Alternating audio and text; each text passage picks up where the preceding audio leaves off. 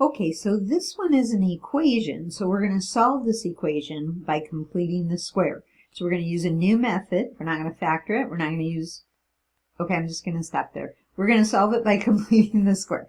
Okay, so don't let the 5 bother you. It's over on the right-hand side, and it can be there.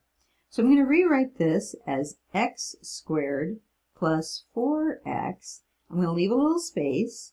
Plus, you can draw a blank if you want. Sometimes students like to do that because we're going to find the number that we need to complete the square.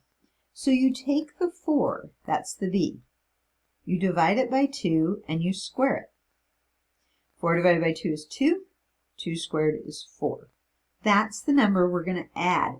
Because it's an equation, we can add a real number to both sides. So we're going to say plus 4. But then because we put it on the left, we have to put it on the right. Just algebra rules, right? If you're going to add something, you got to do it to both sides.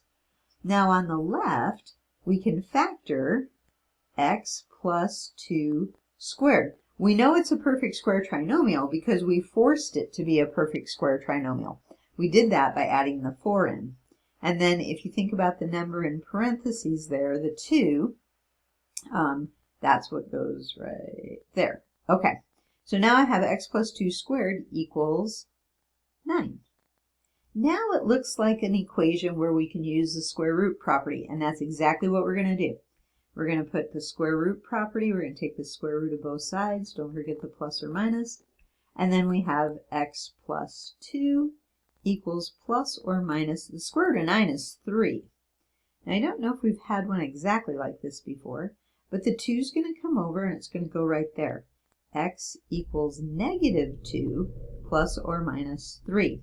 Now, because the 3 is not a radical expression, we can actually do the adding and subtracting. So think about negative 2 minus 3, that would be one answer, and then negative 2 plus 3, that would be the other answer.